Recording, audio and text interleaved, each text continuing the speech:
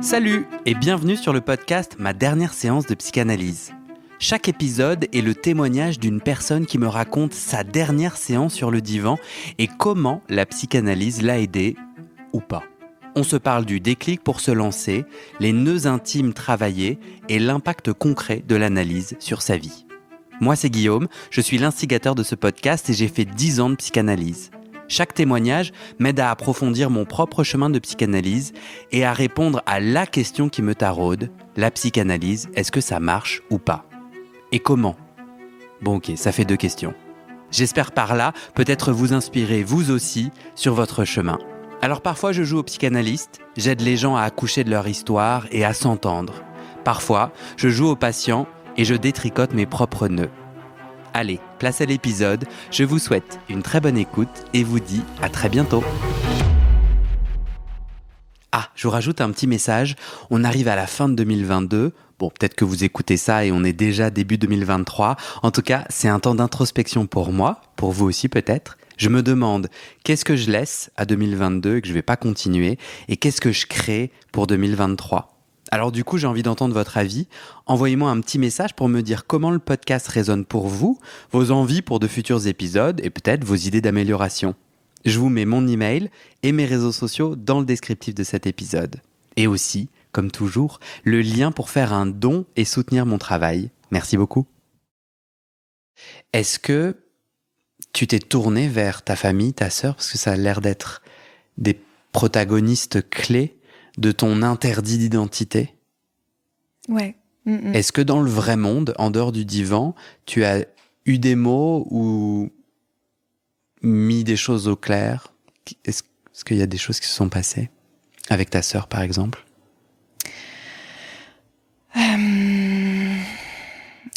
Alors, avec ma sœur, si tu veux, je pense qu'avant la psychanalyse, moi, quelque part, j'avais déjà fait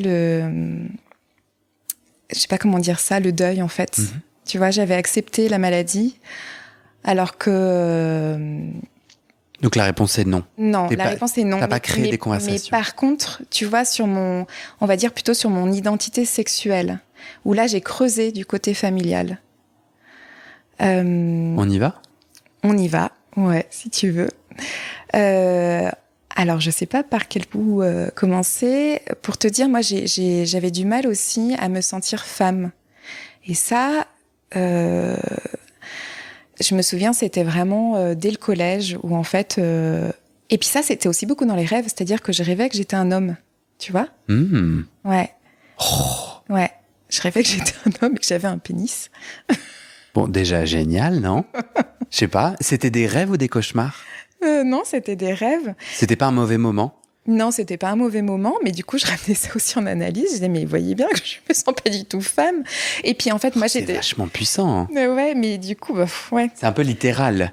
Ouais, mais en fait, si tu veux, moi, j'étais même dans ma puberté, j'étais formée très tard. Être formée, c'est avoir le corps d'une femme. Ouais, c'est ça. Donc avoir une poitrine. Voilà, j'avais très peu de poitrine, elle arrivait très tard aussi. J'avais une pilosité, mais énorme. Mais vraiment, j'avais des poils de partout. Donc ça aide pas à te sentir femme, ça aussi, à accepter ton corps. Et puis j'étais... moi, je m'aimais pas, je détestais mon corps à l'époque. Et puis... Donc pour toi, quand tu dis en analyse, je suis venue avec ce nœud de la féminité. Ouais. Quand tu dis j'arrivais pas à me sentir femme, c'est je n'arrivais pas à aimer mon corps qui ne correspondait pas à ce que la société attendait d'une femme. Je te fais un truc à la truelle, mais j'essaie de comprendre, ça veut dire quoi être femme ? À l'époque, pour toi, ça voulait dire quoi être femme ? En fait, j'en savais rien. Ok. J'en savais rien. C'était quoi le problème alors ? Le problème, c'est que je pense que ça jouait aussi dans la relation avec les hommes. En fait, je pense que j'avais... Alors, ouais, c'est un peu lié. Si tu veux... en fait, moi, tu vois, en fait, on est trois filles. Alors, du coup, moi, j'ai 2 sœurs. Et en fait, ma mère, elle voulait absolument... Moi, je suis la 3e. Et en fait, elle voulait absolument un garçon. Et du coup... Ça, t'elle dit ? Ouais, bien sûr. Ouais. Et puis mon père aussi, en fait. Il voulait absolument, même pour le deuxième, enfin pour la deuxième, du coup ma sœur qui est au Canada. C'est-à-dire lors d'un repas de famille, enfin comment ça se dit? Ça, non, c'était même pas lors d'un repas de famille, c'est que régulièrement on entendait ça à chaque fois, quoi. Tu vois. Ouais. Ah ouais, non, c'était très. On entendait quoi? Ah, si seulement tu étais un garçon? Non, bah c'est pas ça, mais oh là là, qu'est-ce qu'on aurait. On attendait vraiment un garçon. Qu'est-ce qu'on a été déçus. Enfin, tu vois, c'est quelque chose. Je pense que quand même, ça t'aide pas à te sentir, tu vois, à te sentir femme, quoi. C'est compliqué. Et ma sœur, qui est maintenant au Canada, alors elle a toujours été ce qu'on appelait un garçon manqué, c'est-à-dire que elle a toujours refusé des robes, elle a toujours eu les cheveux très courts, elle a toujours joué avec des garçons. Et mes cousines m'ont avoué il y a pas très longtemps qu'elles croyaient que c'était vraiment un garçon. Tu vois, au restaurant, on l'appelait monsieur, et c'est ce qu'elle voulait, en fait. Et moi, je suis arrivée après, et bien, paf, encore une fille. Donc, c'était vraiment un peu la déception de mes parents. Et puis, il y avait aussi... il y avait ce rapport aux hommes aussi. Alors là, c'est plus avec le désir sexuel. Tu sais qu'on en a parlé sur le fait que j'avais... En fait, tu vois, c'était très... Les rapports sexuels, c'était à la fois très bien et à la fois, je ressentais du dégoût. Il y avait vraiment, tu vois, je ressentais les deux. Et c'était très compliqué. Et du coup, je me disais, mais d'où il peut venir C'est-à-dire, après l'acte, tu te sentais mal à l'aise avec toi? Ouais, c'est ça. Ou pendant l'acte, t'avais du dégoût pour les gestes que tu faisais? Et ben, des fois, ça pouvait arriver pendant l'acte, et puis des fois, c'était après. Et puis, il y a eu même des périodes où c'était avant, et du coup, je bloquais complètement l'acte. C'est-à-dire qu'il y avait plus de rapport parce que quelque part, je trouvais ça dégueulasse, tu vois. Et c'était la nudité, ou c'était le corps de l'autre, ou c'était la pénétration? Ce dégoût venait à un endroit particulier? Non, c'était le tout. C'était le tout. Et du coup, j'ai voulu creuser un petit peu de ce côté-là. Donc ça, c'était vraiment en analyse où, du coup, j'amenais ça en disant, mais je comprends pas pourquoi je ressens ça. Mais c'est peut-être que moi, je me suis peut-être fait, il y a peut-être eu des attouchements, il y a peut-être eu quelque chose. Enfin, vraiment, je creusais de ce côté-là. Puis à un moment donné, je me suis dit, mais il faut quand même que je creuse du côté de ma famille. Et puis c'était vraiment, moi, je m'étais toujours dit que s'était passé quelque chose du côté de ma grand-mère maternelle. Ça veut dire quoi? Je me suis toujours dit, Ouais, c'était quelque chose... Une intuition. Une intuition, et puis c'est quelque chose qu'on avait aussi avec mes cousines. Ouais, en fait, elle avait vécu la guerre, et puis Laquelle? Comment? Laquelle? La Seconde Guerre mondiale. En France, elle habite en France.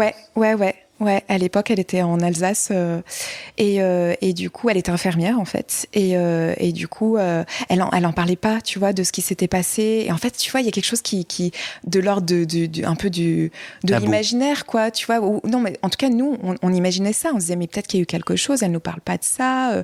Et puis. Et ce quelque chose, il était avec tes cousines quand tu étais plus jeune, un sujet sexuel, c'est-à-dire, il s'est passé quelque chose.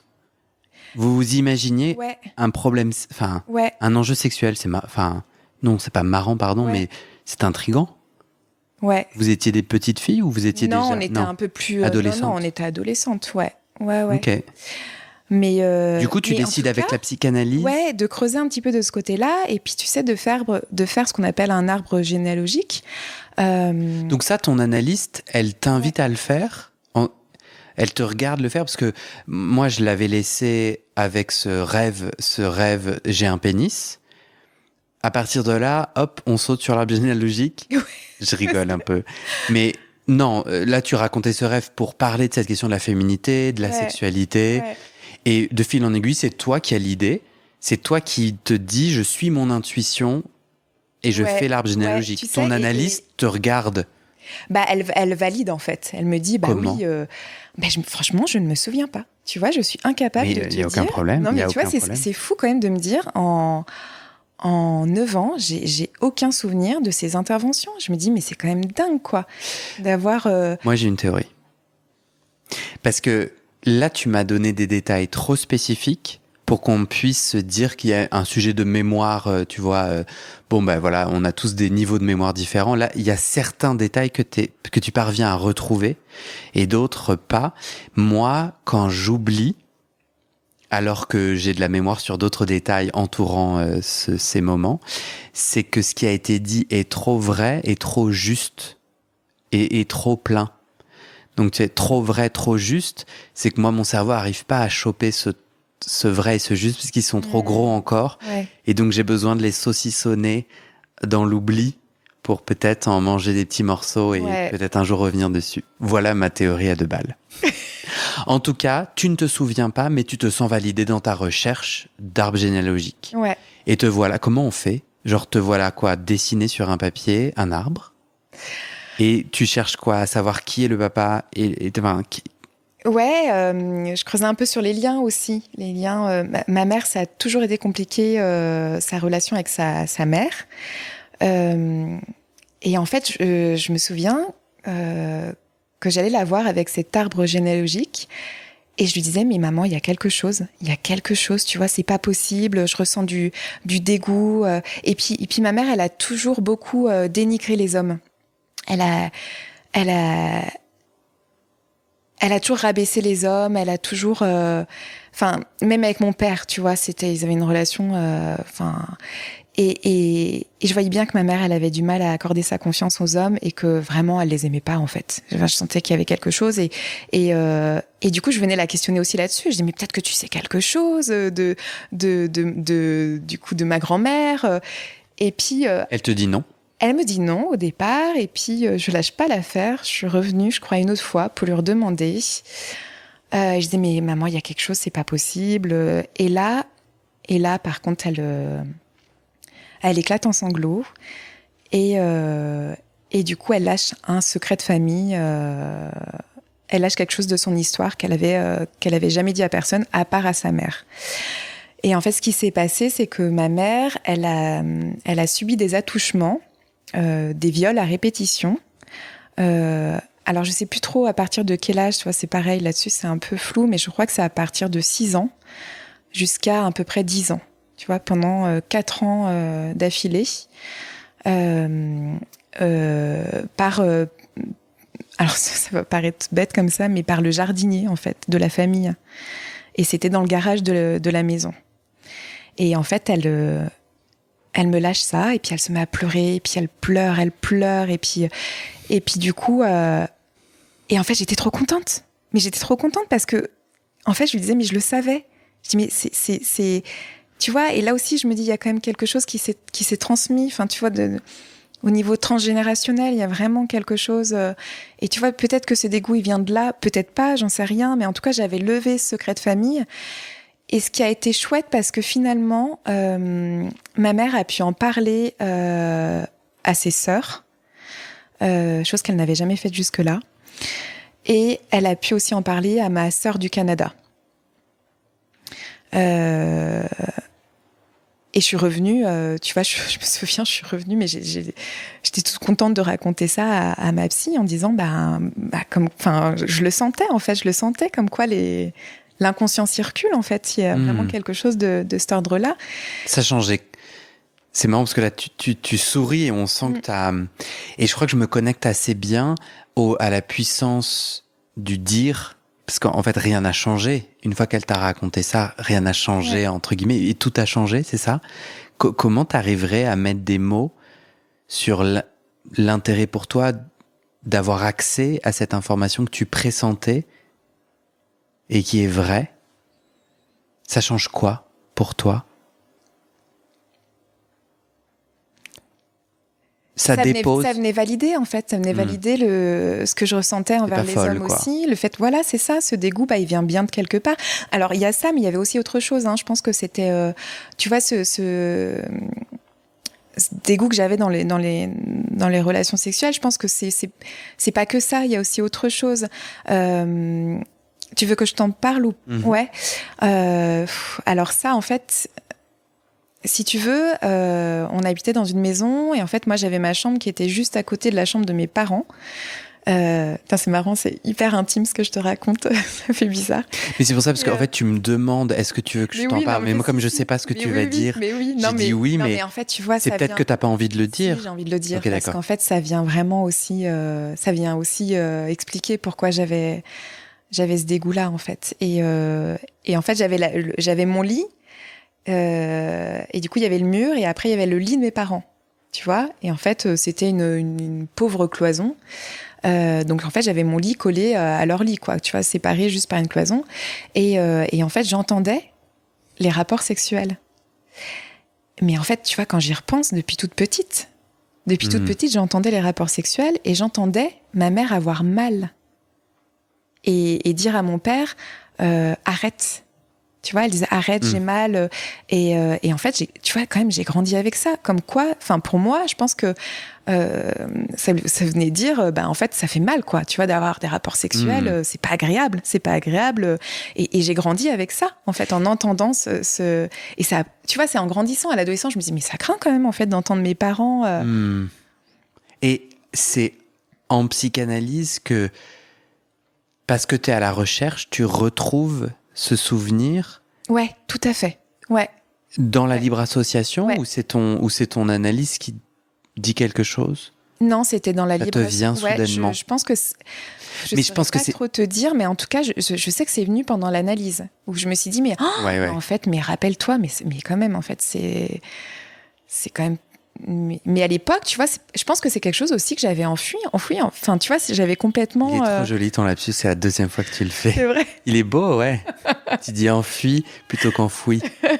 Bah ouais, et ça, je trouve que c'est ça, pour le coup, je trouve que c'est la puissance de la psychanalyse, parce que c'est créer un espace où l'indicible peut se dire. L'indicible, c'est, tu vois, cet intime que tu viens de partager, qui au final c'est marrant parce qu'une fois que les mots sont posés, les histoires peuvent pas nous heurter quand elles sont dites. Tu vois, moi, ce que tu viens de dire ne me heurte pas. Je trouve que c'est problématique à plein d'égards. Hein. J'ai des jugements et des opinions, mais ça ne change rien. Et à la fois, ça change tout. Et ça, je pense que la psychanalyse, moi, j'ai l'impression, par rapport à d'autres formes de thérapie, parce que c'est un peu ça, mon enquête du podcast. J'essaie de me dire, mais ça sert à quoi, la psychanalyse? Est-ce que ça marche? Comment ça marche et tout? J'ai l'impression que ça crée un accès à ces choses enfouies. C'est ça. Avec lesquelles on s'enfuit. Qu'est-ce que ça a changé? Tu disais, un des nœuds de mon analyse, c'est l'identité sexuelle. Ouais. Donc, t'as redonné tout ce contexte, tous ces éléments. Tu as dit traumatique. Alors, est-ce que ça t'a aidé, ça t'a libéré de sortir tout ça? Qu'est-ce que ça a fait? Ouais. Ça m'a pas aidé, c'était pas instantané, quoi. Tu vois, c'était pas du jour au lendemain. J'avais du désir sexuel. Mais... Parce que si je peux me permettre, avant que tu répondes, là où je pourrais gratter un peu, c'est qu'on vit dans une société qui étiquette le sexe comme sale. C'est-à-dire les mots que tu as mis. J'ai entendu les propos que tu as tenus, mais imaginons que tu ne les avais pas dit et je ne les connais pas. Je suis pas étonné qu'une jeune femme, qu'une jeune fille, enfin je sais pas quel âge t'avais, se sent sale ou salie. Le porno et où les films sont plutôt dans les images dans lesquelles moi j'ai grandi. Le sexe salit, et le sexe salit celle ou celui qui est pénétré. Misogynie à tous les étages. Donc, on pourrait aussi dire qu'une fois que tu mets à jour ce que tu viens de dire et d'autres choses certainement, tu t'es toujours face à cette société qui te dit que être sexué, c'est sale. Non, toi, t'as eu l'impression que quelque chose c'était... Petit à petit, mais après, c'était aussi le fait de... Tu vois, j'avais toujours eu cette méfiance aussi envers les hommes. Mais quelque part, j'avais l'impression de savoir pourquoi. C'était là que ça m'appartenait pas, en fait. C'est l'histoire de ma mère. Et du coup, ça m'a décalée. Et de ça, et du coup, la relation que j'avais à ce moment-là, j'ai pu aussi l'investir différemment. Ouais. Mais en fait, je peux avoir confiance en l'autre. Donc, je pense que ça a aidé de ce côté-là. Ouais, toi, t'as senti une ouverture autour de ça. J'ai une intuition un peu particulière, un peu singulière que je vais te partager. Et si les maladies mentales étaient des réactions très saines d'éléments, de protagonistes de lignée familiale qui disent le non-dit. Non, mais c'est évident, en fait. En fait, si on n'en avait pas parlé avant. Mais on n'en avait pas parlé. Parce qu'en fait, tu as apparemment indiqué que ta mère n'avait pas parlé à ta sœur schizophrène. Et c'est ça que j'ai compris, parce que tu as dit ma sœur du Canada, ma mère lui a raconté ce secret de famille. Ouais, parce que ma sœur, parce qu'elle n'en a pas parlé tout simplement, parce que ma sœur, elle a un degré de sévérité qui est très important. D'accord. En fait. Donc tu peux pas du tout avoir de discussion avec elle. Okay. Elle est, si tu veux, elle est dans un foyer d'accueil médicalisé. Et elle est en permanence elle est délirante en fait, tu vois. Elle a vraiment une pensée qui est très déstructurée, désorganisée. Elle est très envahie en fait par. Alors un peu moins avec les traitements, mais si tu veux, ça a été le cas pendant des années. Donc D'accord. en fait, on peut pas vraiment avoir on peut pas avoir de discussion. Enfin si, on peut avoir des discussions, mais il faut s'adapter à son monde à elle. D'accord. Voilà, c'est ça. J'ai envie de dire un truc, mais ça m'appartient. Oui, mais je voulais aussi rebondir sur le fait ce que tu dis par rapport à ma mère. En fait, ma mère, elle a été, en fait, c'était quelqu'un qui était en souffrance, qui était, si tu veux, elle a eu ce traumatisme sexuel. Elle en a parlé à sa mère quand elle avait l'âge de, je crois que c'était vers 16 ans, 17 ans, et sa mère ne l'a pas cru. Tu vois, sa mère, elle lui a dit, en fait, plus jamais tu m'en parles. Et ma mère n'en a jamais reparlé. Et après, elle a rencontré mon père, elle est partie, et en fait, on lui a dit à ce moment-là, vous ne pourrez jamais avoir d'enfant. Donc, elle pensait qu'elle était infertile. Et là, elle est tombée enceinte, du coup, de ma sœur qui est malade actuellement. Donc, si tu veux, elle était déjà pas désirée à la base. Tu vois, elle était pas désirée, elle ne savait pas. Elle avait pas les compétences, elle savait pas être mère, puisque elle-même n'a pas eu vraiment de maman.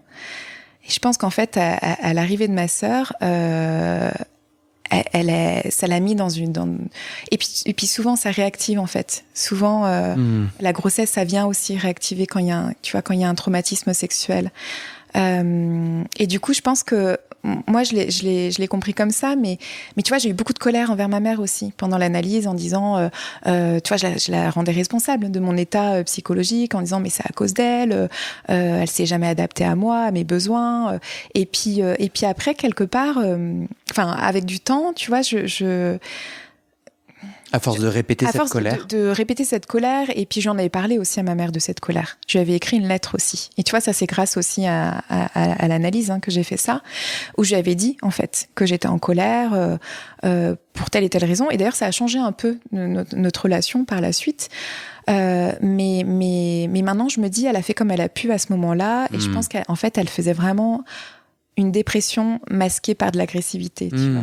Et vraiment, elle était dans une colère. Mais moi, j'avais une maman qui était vraiment, mais tout le temps en colère. Elle cassait de la vaisselle, elle nous hurlait dessus en permanence. Tu vois, nous, on a vécu, mais dans ça criait tout le temps. Et il y avait énormément quelque part, c'est beaucoup de maltraitance. On a subi beaucoup de maltraitance verbale, mais à ce moment-là, en fait, elle allait au plus mal. Et du coup, on a subi, en fait, tu vois, toutes les conséquences de ce qu'elle... Et en fait, je lui ai dit, parce que je lui dis, mais je lui ai fait, mais maman, t'as fait comme t'as pu à ce moment-là, en fait. Voilà, tu pouvais pas faire mieux, t'as fait comme t'as pu, et puis... J'avais envie d'ajouter, tout à l'heure, j'ai quelque chose qui m'appartient, en lien avec justement comment des secrets de famille, ou en tout cas comment on porte le trauma du passé, le trauma de la génération du dessus, et que faire avec. Tout un grand sujet. Et comment en fait les différents protagonistes de la lignée réagissent pas pareil en fait à la puissance, à la nocivité. Tout ça c'est des croyances, parce que tu sous-entends souvent dans tes questions que j'ai des connaissances ou un savoir en psychologie. Super opportunité pour dire à toi et aux auditrices que absolument pas. Tout ça est du doigt levé, léché. Mais j'ai le moment où tu m'as raconté cette histoire et que je te parlais de ça, je me suis souvenu de quelque chose qui a l'air de pas avoir de rapport et qui en fait en a un énorme pour moi. Plusieurs de mes amis ayant des enfants, et moi je l'ai vécu aussi avec un enfant, sont parvenus à calmer un bébé qui ne parle pas, enfin qui n'est pas en capacité d'avoir une conversation, en lui disant des choses. Et c'est assez impressionnant. Parce que du coup, t'es là, mais attends, tu ne parles pas et normalement tu ne comprends pas puisque quand je te dis des trucs, tu es encore bébé en dessous de le langage, quoi. Sachant que ça non plus, j'y connais rien. Et j'ai trouvé ça tellement puissant pour l'avoir vécu. Si un jour, je crois que moi si un jour je suis ta mère, j'espère avoir la possibilité de dire à cette personne qui ne peut pas avoir une conversation parce que je crois que les mots peuvent être entendus même s'il n'y a pas un échange, tu vois. Je sais absolument pas pourquoi j'ai pensé et j'ai fait ce lien, je le fais avec toi. J'ai envie qu'on ferme ce nœud de l'identité sexuelle. Je suis perdu, je suis hésitant. Parlais-tu de l'identité sexuelle dans le sens du genre être une femme ou parlais-tu de l'identité sexuelle, c'est-à-dire qui suis-je lorsque j'ai du sexe? Bah, il y a un peu des deux en fait. Un peu des deux. Ouais. Est-ce que tu as l'impression d'être plus avancée sur cette question? Tu as un peu dit oui petit à petit. C'était un peu pas super clair pour moi. Sur le maintenant je me sens femme, si tu veux. Alors ça veut dire quoi? Super. Je fais plus de rêve où je suis un homme. Ok. En fait, il y a aussi le fait que je m'aimais pas, tu vois. Je m'aimais pas en tant que... Je me cachais, j'étais très pudique. Je me cachais les seins, par exemple. Tu vois, dans les relations sexuelles. Enfin, quand on avait un rapport, fallait que ce soit dans le noir. Fallait pas qu'il me voie. J'avais honte de mon corps. Donc, je me cachais. Tu vois, pareil pour prendre une douche. Enfin, tu vois, c'était plein de... Et alors que maintenant, mais je suis plus du tout là. Mais parce que aussi, alors tu vois, je sais pas si c'est ma psy ou si c'est parce que bah c'est mon mari qui maintenant, enfin qui m'a aussi mis en confiance et je pense qu'il y a un peu des deux, tu vois. Il y a tout ce travail que j'ai fait avec mon analyse et puis il y a aussi le fait que je suis tombée vraiment sur une personne qui est formidable, quoi. Enfin, je pense que mon mari quelque part aussi. Il m'a un peu sauvée. Mais j'ai presque envie de dire ça aussi de ma psy à ce moment-là, quand j'étais au plus mal. Tu vois, où elle venait valider ma souffrance. Et elle me sentait aussi... Enfin, je me sentais un peu... j'avais besoin de me sentir exister, en fait. Et je pense que... Et tu vois, c'est compliqué parce qu'en fait, moi, les deux sont arrivés en même temps. Et puis sont liés parce que tu as dit un peu plus tôt que ton couple avec ce monsieur que tu as l'air d'aimer, ton couple était naissant et que en analyse tu disais je vais pas répéter les mêmes et peut-être que j'ai cru entendre, mais je peux me tromper, que l'analyse a été aussi un endroit pour pas se précipiter, pour peut-être... Exactement. T'as dit, j'y suis allée doucement, où j'ai pris mon temps. Oui, parce que lui était très amoureux tout de suite. Et en fait, il me demandait beaucoup de mon côté et je pouvais pas lui apporter... je voulais pas répondre à ses attentes pour une fois, tu vois. J'ai bien... peut-être que ça a aidé. Et ça a aidé. Peut-être bah oui, que ça a aidé. Ça a aidé. Dernière séance. Je me suis fait un peu non, pas réprimander, mais il y a eu plusieurs, 3 auditeurs, auditrices qui m'ont dit « Ah, mais peut-être faut changer le titre, tu ne parles plus vraiment de la dernière séance. » Et j'étais là « Mais non, j'adore ce titre et j'en parle. » Et donc maintenant, je fais bien attention. Et en plus, je trouve que c'est très à propos. Alors, c'était quand? Alors, tu sais pas. Oui, alors en fait, je savais pas que ça allait être la dernière, en fait, si tu veux. Donc c'est pour ça que j'ai aucun souvenir, parce que pour moi. Qu'est-ce qui s'est passé? Alors, ce qui s'est passé, c'est que j'avais envie d'arrêter depuis quelque temps. Enfin, j'étais un peu ambivalente, tu vois, sur le fait de continuer ou pas. Quelques années avant, je lui en avais parlé. J'avais dit, bah là, on peut peut-être arrêter. Et puis, elle m'avait fait comprendre que non, il fallait continuer. Et du coup, je sais... Comment elle t'a fait comprendre? Elle m'avait dit qu'elle pensait que ça serait bien de continuer, que j'avais encore des choses à travailler, quoi. Et du coup, j'étais restée un peu con. Je m'étais dit, bon, ben... Puis tu vois, ça allait dans le sens, bon, bah, je vais lui faire plaisir, tu vois. Non, mais tu vois, c'est encore en lien avec ma problématique, quoi. Je lui fais plaisir, je continue, mais en fait, j'ai plus vraiment envie. Et puis, je trouvais qu'elle intervenait de plus en plus sur la fin et je la trouvais plus si neutre que ça. Tu te souviens d'interventions qui t'ont grippé ? Oui, c'est ça.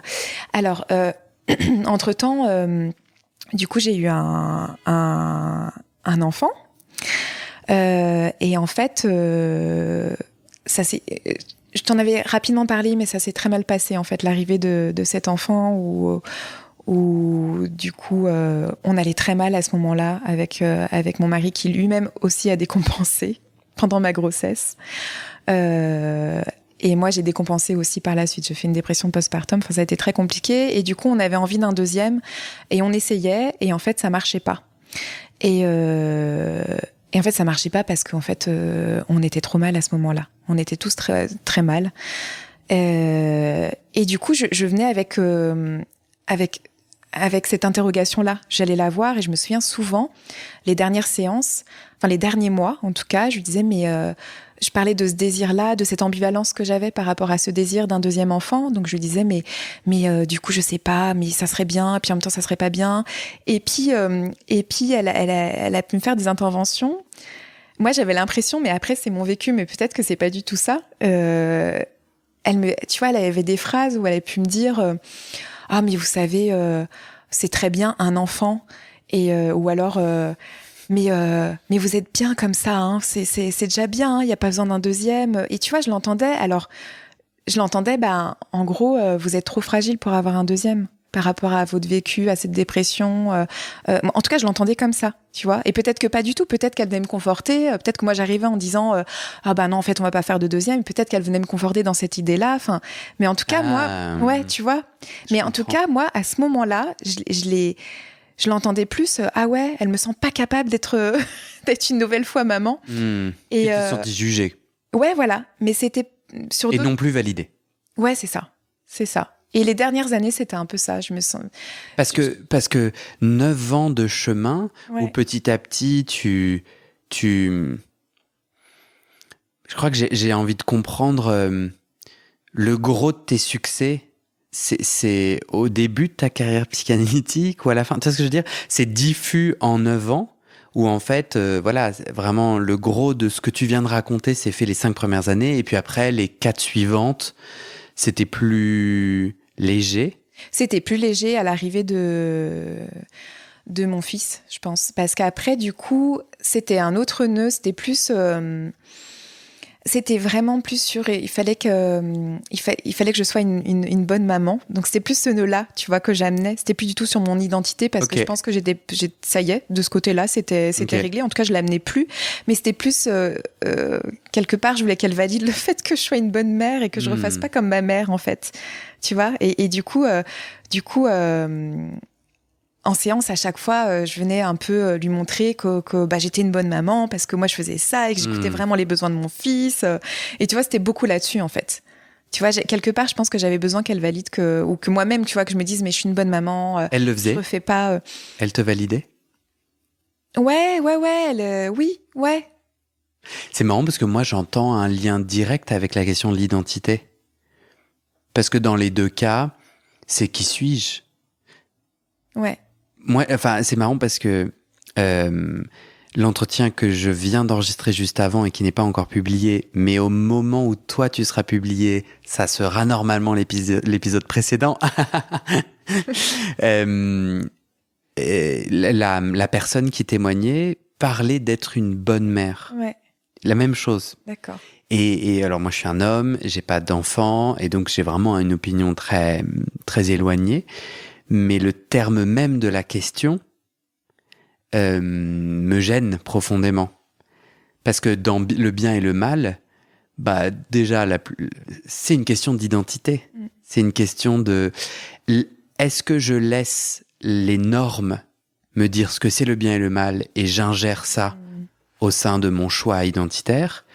Qu'est-ce qui est de moi ? Qu'est-ce qui est de l'autre ? Dans qui je suis en tant que mère ? Et est-ce que c'est sanctionné par les autres comme bien ou pas bien? Et comment je réagis à ça? Enfin, en tout cas, moi, c'est ça le pont que je fais. Bon. En fait, ce que je voulais surtout, c'est être différente de ma mère. Ouais, c'est ça, ouais. C'était plus par rapport à ça. Moi, je voulais surtout pas reproduire l'éducation enfin voilà, tout ce qu'elle nous a pas transmis, on va dire. Ouais. Mais du coup, ce que je comprends, c'est que cette fin-là, ça n'a pas été toi qui dis, bon, je t'ai donné un pouvoir jusqu'à présent de me valider, tu faisais du bon taf, maintenant c'est terminado parce que tu commences, j'en ai plein le dos.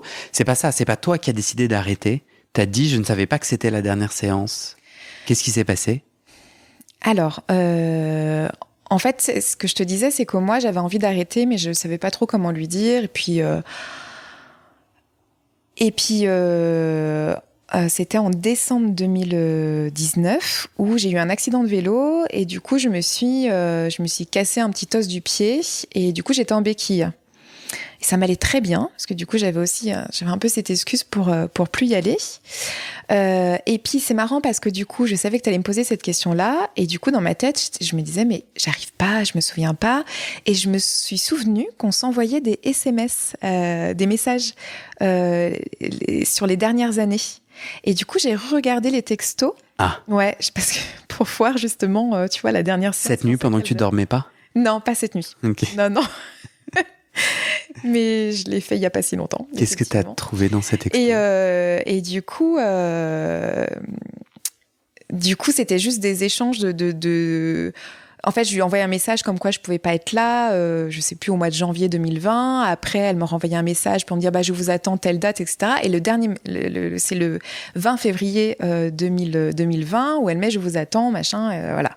Et là, juste après, on partait en vacances. Et quand on est revenu de vacances, il y a eu le confinement à ce moment-là. Bien sûr. Et en fait, mars 2020. Ouais, c'est ça, mars 2020. Et nous, on revenait de vacances. On avait pris la décision de ne pas faire de deuxième, tu vois. Ok. Voilà, parce qu'en fait, ça allait pas du tout. On s'était dit, écoute, on se laisse du temps, on laisse passer l'été, et en septembre, on se reposera la question. Et pendant le confinement, en tout cas, je sais pas si elle continuait ou, enfin, tu vois, j'ai pas eu T'as pas d'autres textos. Le dernier texto, c'est je vous attends le 20 février. C'est ça. Donc, et tu lui as jamais répondu. Je pense que j'y suis allée. Je pense qu'on a fait cette séance-là. T'as pas de souvenir? J'ai aucun souvenir. J'ai dû lui raconter les vacances, qu'on partait en Guadeloupe, donc j'ai dû lui parler de ça, enfin des banalités, je pense, tu vois, vraiment des banalités. J'étais en béquille, donc j'ai dû lui raconter, enfin voilà, tout ça. Et puis là, le confinement, cette décision que finalement on n'allait pas avoir de deuxième. Et puis à la sortie du confinement, et ben du coup, je m'aperçois que je suis enceinte. Alors qu'on avait pris cette décision, tu vois, de pas avoir de deuxième. Ouais. Et du coup, tu vois, quelque part, j'avais toujours ce jugement qu'elle avait, tu vois, en disant mais Mélanie, c'est bien de rester un seul enfant. Et tu vois, quelque part, c'était en fait, là, je t'ai pas écouté, en fait. Enfin, quelque part, en fait, je vais écouter mon désir à moi, même si c'était un accident, quelque part. Mais n'empêche que je suis enceinte et j'ai pas envie de revenir te voir. Parce que du coup, tu vois, je sais pas, puis je pense que ça faisait depuis un petit moment que j'avais aussi envie d'arrêter, que j'avais plus de souffrance, j'étais plus si tu veux, quand j'ai commencé mon analyse, j'étais vraiment dans une détresse psychologique. Et plus aujourd'hui, tu lui as dit? Non, je lui ai pas dit, et puis j'ai pas payé les dernières séances non plus. Tu pars avec une dette. Je pars avec une dette. Et attends, juste pour terminer, donc du coup, j'ai re-regardé les SMS, et du coup, donc le dernier SMS date quand même, c'est un truc de fou, du 20 février, je tombe enceinte au mois de mai, j'accouche le 21 février 2021. Et là, je lui envoie un message. Tu sais, le message que t'envoies à tout le monde, nous vous annonçons l'arrivée de machin, tel jour, telle date. Donc, 1 an après, elle savait pas que j'étais enceinte. Elle, si tu veux, elle avait pas de nouvelles de moi. Donc, elle savait pas que j'étais enceinte, elle savait pas que, voilà, j'avais accouché. Elle t'a répondu quoi? Elle m'a répondu. Et ben, du coup... Je vous annonce que vous me devez 80 €. Je vous attends toujours. Tu prends tes papiers, là. Tu as le texto? que tu vas lire. Ouais, du coup, parce que j'ai trouvé ça fou quand même, parce que c'était pile 1 an après, en fait. Ouais. Tu vois, j'ai relu et je me suis dit, mais c'est fou, c'est pile 1 an après, un jour près, tu vois. Ouais. Et du coup, elle met « Merci de me faire part de cette heureuse nouvelle. Je souhaite pour cette entrée dans la vie de le meilleur. Quelle joie pour toute votre famille. C'est un beau chemin que vous avez parcouru avec toutes vos forces de vie. Je vous présente toutes mes félicitations. Très sincèrement. » Et ouais. Non, mais moi, j'ai trouvé ça trop chouette comme message, en fait. Ouais. Et pourquoi tu vas pas la payer ? T'attendais pas à cette question. Hein. T'étais dans la joie de ton deuxième. En fait, j'ai envie de te gratter à un double endroit. C'est assez audacieux de ma part. Ça sera la fin de notre échange. La chose qui m'a tout de suite frappé, c'est une forme de répétition où ton deuxième n'est pas voulu. Tu m'as dit par accident et ça m'a... Parce que, bon, sexuellement, je pense que c'est compliqué d'avoir un accident de ça. Bon, mais même au-delà de, je sais pas quelle a été la façon de comment ça s'est passé, mais je n'y crois pas. Je ne crois pas que c'est un accident. C'est vraiment une opinion. En tout cas, ça m'a frappé comme tu as dit la puissance de ce non-désir et comment là, je l'ai entendu. Et toujours dans la question du désir et de l'identité, et tu pourras rebondir ou pas, on ne sait pas... Mais j'espère que c'est plus des cadeaux que des grattes. Mais moi, je me dis, mais c'est le boss final du jeu vidéo, là. C'est-à-dire, notre enjeu, c'est qui suis-je ? Et ce, sans chercher la validation de l'autre autant que faire se peut. Et qui suis-je, moi, dans mon désir avec un grand D, tu vois ? Et du coup, c'est facile pour moi de le dire de l'extérieur, mais je me dis, un peu à l'instar de ce podcast, de ce défi de dire, je me raconte, je prends un espace, j'ai le droit, et je n'ai plus honte, parce que tu as dit, j'avais honte de mon histoire. Est-ce qu'il n'y a pas un enjeu à clore et à dire, à aller dans une forme de... Enfin, ouais, non, j'ai plus... Enfin, vous me dites, vous devez continuer, et moi, je vous réponds non, et j'arrivais pas à vous le dire, parce que j'avais peur de ceci, de cela, et puis en plus, j'ai fait un deuxième, tu le sais, et voilà tes 80 €. Mais tu vois ce que je veux dire ? Ouais. En fait, elle garde du pouvoir. C'est vraiment le transfert continu. Elle était là pour faire pouce vers le haut. Et aujourd'hui, elle a encore ce pouvoir et c'est pas fini.